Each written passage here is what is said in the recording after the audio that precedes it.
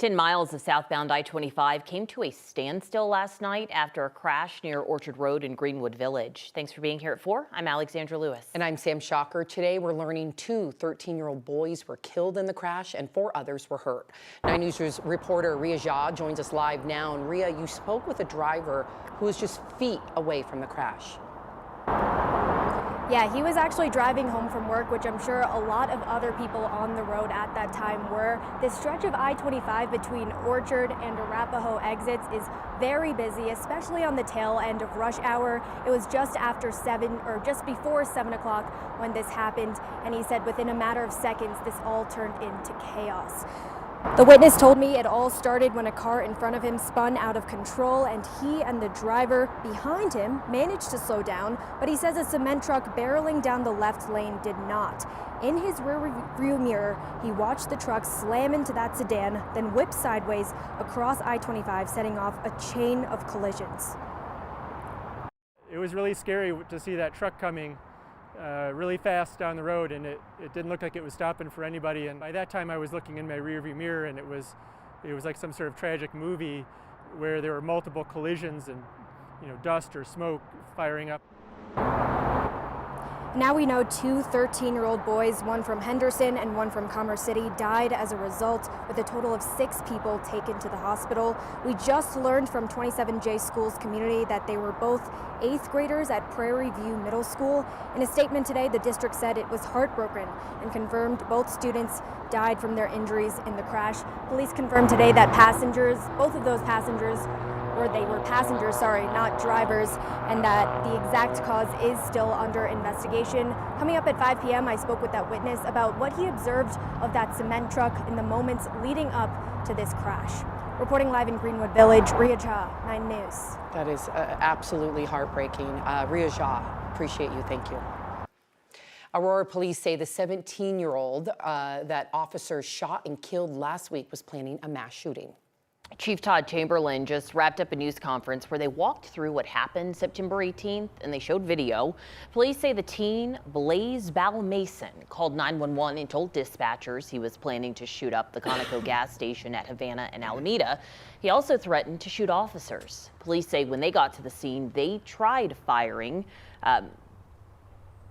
Police say they fired foam rounds, but those did not work. They say the teen charged at them and kept his hands hidden, and that's when an officer fired. It's tragic for the suspect. It's tragic for the people that were there that witnessed. It's tragic for the city of Aurora. It's also incredibly tragic for the officers that were involved in this. There's no positive in any aspect about this.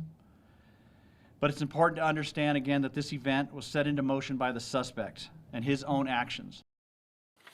Police say that shooting happened quickly, just 15 seconds from when officers first engaged him to when they shot him. We will have more later today, including that video showing what happened later on 9 News. We're also following some developing news out of Brighton, where police say they found a bullet in the hallway of Bromley East Charter School. That's off of I-76 near 160th Avenue. Brighton police say there's no active threat. They found the round this morning and put the school on hold. The school dismissed early today. Police don't know who found the bullet. They just say they're still investigating this. Switching gears here, it's the last weekend of September, and it could be the last weekend to see the peak of fall foliage. The weather is looking nice for anyone with outdoor plans this weekend. So let's check in with senior meteorologist Chris Bianchi, who says this is the peak weekend and peak weather to see those leaves. Primo, exactly right, Alex and Sam. Whoa, this is okay. We had this back on Monday. Those got to be wasps, right? Oh yeah. Yeah, those are wasps. Ooh. It's like the birds, like the Hitchcock. Yeah. We're gonna get past this one. Let's click ahead. Let's go to there we go. There we go. Oh, there we go. Mother Nature offering us some beautiful views, as she tends to do here across our beautiful state. Long's Peak, a foot of snow. That's a lot better than a bunch of buzzing wasps. No doubt about that for us here in Long's Peak. By the way, at or above 11,000 feet up by Rocky Mountain National Park, a lot of that snow that we saw back on Monday and Tuesday took down a lot of those leaves. The good news is that those leaves intact for most of the high countries. That is some good news there. 80s Eastern Plains, 60s and 70s in the mountains right now.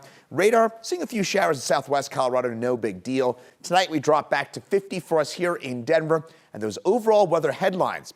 We will have some storms around this weekend, especially on Sunday, and that could disrupt some of those travel plans to head up to the high country and check out that peak fall foliage. I'll tell you about that coming up in my full forecast. Israel's Prime Minister Benjamin Netanyahu directly addressed hostages today while also facing backlash for addressing the United Nations General Assembly. The speech was blast from loudspeakers at the Gaza border. He hoped hostages would hear it and told them he would not rest until they're home.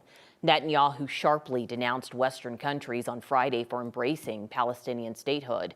As he was giving that speech in New York, dozens of delegates from multiple countries walked out in protest. He told the assembly Israel must finish the job against Hamas in Gaza. Tonight on NBC Nightly News, Tom Yamas is sitting down with the president of Iran. After a historic summer of fighting with Israel, Tom asks about the future of war between the two nations and much more. You can see that tonight after 9 News at 5. An update today on the shooting at NFL headquarters earlier this year. Medical experts announced the man suffered from CTE. The chief medical examiner said brain tissue showed clear evidence of chronic trauma. 4 people were killed in the shooting in July. The suspect took his own life. He was a former high school football player. In a note found after his death, he blamed playing football for his mental health issues. Former FBI Director James Comey is now facing federal charges accused of lying to Congress and obstruction. That indictment happened after President Trump pushed the Attorney General to prosecute Comey and several of Trump's political opponents. There'll be others. Look, that's my opinion. They weaponized the Justice Department like nobody in history. What they've done is terrible. The indictment focused on Comey's 2020 testimony before a Senate committee in which he denies authorizing an FBI media leak. Prosecutors were up against the clock with the statute of limitations set to run out next week. A senior DOJ official told NBC News that career prosecutors also detailed the lack of evidence against Comey. Trump calls the indictment justice, but some analysts say it's revenge because Comey investigated Trump's 2016 campaign. The media blackout of Jimmy Kimmel has ended. Today, Sinclair and Nexstar announced they will bring back Jimmy Kimmel Live to all of its ABC affiliates. Both companies announced last week they would preempt airings of the show after Kimmel's comments following the murder of Charlie Kirk. ABC started airing the show Tuesday after shortly suspending Kimmel. Now Nexstar and Sinclair have folded, ending the affiliate boycott, which kept the show off roughly 70 stations across the U.S. We should note, Nexstar owns Fox 31 here in town. Nexstar is also looking to acquire Tegna, the parent company of Us 9 News.